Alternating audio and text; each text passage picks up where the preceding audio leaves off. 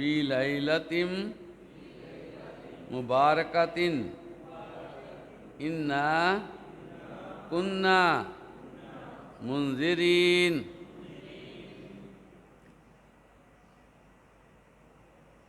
اس میں عزیز طلبہ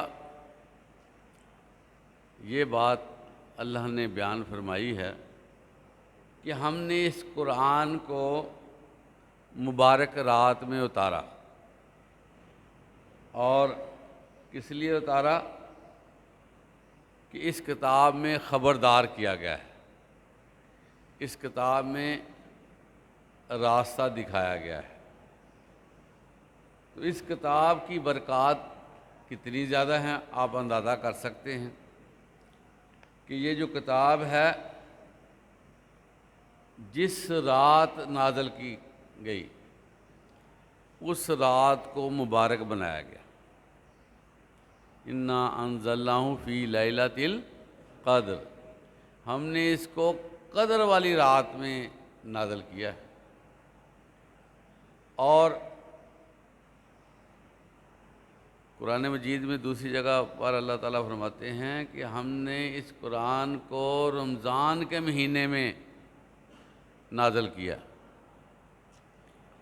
رمضان کا مہینہ سب مہینوں سے افضل ہے، اور رمضان کے مہینے میں آپ کو پتہ ہے اللہ کی کتنی زیادہ برکتیں نازل ہوتی ہیں۔ تو یہ جو قرآن مجید کا نازل ہونا جس شہر میں نازل ہوا وہ کتنا برکت والا ہے، کتنی اس شہر کی حرمت ہے مکہ کی۔ اسی طرح یہ قرآن مجید جہاں پر بھی آیا، جس وقت بھی آیا اور جس شخصیت پہ اترا وہ ساری بابرکت چیزیں۔ تو یہ جو قرآن مجید ہے یہ اللہ تعالیٰ کی طرف سے ایک پورے کا پورا ہمارے لیے ہر حوالے سے پیغام ہدایت ہے، پورے کا پورا پیغام ہدایت ہے۔ راستہ دکھانے کے لیے یہ قرآن اترا ہے۔ اب آپ دیکھیں کہ اللہ تعالیٰ فرما رہے ہیں کہ یہ راستہ دکھانے کے لیے، اور اگر ہم اپنے آپ کو دیکھیں تو کیا ہم راہ راست پہ موجود ہیں؟ ہمیں اس میں اسبات میں جواب نہیں آئے گا۔ اس کی وجہ یہ ہے کہ قرآن مجید کی قدر نہیں کی گئی۔ جس طرح اس کے ساتھ ہمیں تعلق بنانا چاہیے تھا، ریلیشن شپ ڈیولپ کرنی چاہیے تھی، جس طرح اس کو سمجھنا چاہیے تھا، جس طرح اس سے ہمیں چیزیں حاصل کرنی چاہیے تھی، جس طرح اس کو پڑھتے ہوئے اللہ کے ساتھ رابطہ استوار کرنا چاہیے تھا، اس طرح ہم نے کیا نہیں۔ آج آپ دیکھیں کہ اتنا ہمارے اندر فقدان ہے قرآن مجید کے حوالے سے، اتنی ہماری بے تعلقی ہے کہ ہمیں ناظرہ تک نہیں آ رہا۔ اور یقین کریں کہ ہمارے پاس وقت بھی نہیں ہے اس کے ساتھ بیٹھیں، اس کے ساتھ سنجیدگی کا مظاہرہ کریں۔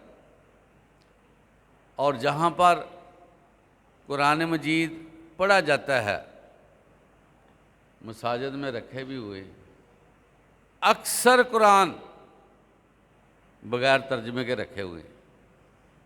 عزیز طلبہ، قرآن مجید بغیر ترجمے کے سمجھنے کے اس کا تصور بھی نہیں۔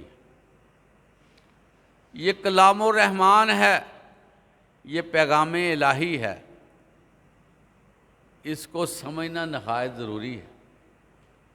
اللہ تعالی ہمارا خالق و مالک ہے، وہ ہمیں حکم دے رہا ہے، وہ ہمیں ہدایات دے رہا ہے، وہ ہمیں نصیحتیں کر رہا ہے، وہ ہمیں خطرناک راستوں سے چلنے سے منع کر رہا ہے، لیکن ہم ہیں کہ ہم اس کو دیکھتے نہیں ہیں۔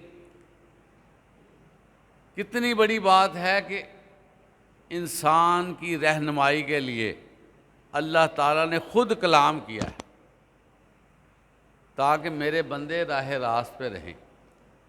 اس لیے قرآن مجید کے ساتھ تعلق رکھنا یہ ایمان کا حصہ ہے اور بہت بڑا حصہ ہے۔ یہ بعض کا تصور بن گیا جی ہمیں واجبی سا قرآن پڑھنے کو آ جائے تو کافی ہے۔ بیٹو یہ بات نہیں ہے، ہمیں اللہ تعالیٰ نے اس کے بارے میں پوچھنا ہے کہ تمہیں قرآن مجید جیسی انمول چیز دی گئی تھی، تم نے اس سے کیا فائدہ اٹھایا؟ گھر میں سونے چاندی کے انبار لگے ہوں تو بندہ جو ہے وہ ان چیزوں سے لاپرواہ، اور لوگوں نے کہنا کتنا بیوقوف ہے۔ بڑے بڑے لوگ ہم نے دیکھے ہیں، گھروں میں پیسے ہوتے ہیں لیکن اس کے چہرے سے، اس کی باڈی سے، اس کے رہن سہن سے اندازہ نہیں ہوتا کہ وہ اتنا مالدار ہے۔ تو یقین کریں پورا محلہ اس کو بیوقوف کہتا ہے کہ دیکھو اس کے پاس کتنے پیسے۔ تو ہمارے پاس بھی قرآن مجید کی انمول دولت ہے جو دنیا میں بھی کامیاب کرواتی ہے اور آخرت میں بھی کامیاب کرواتی ہے۔ تو آخرت کی کامیابی ابدی کامیابی ہے اور جہنم سے بچاتی ہے۔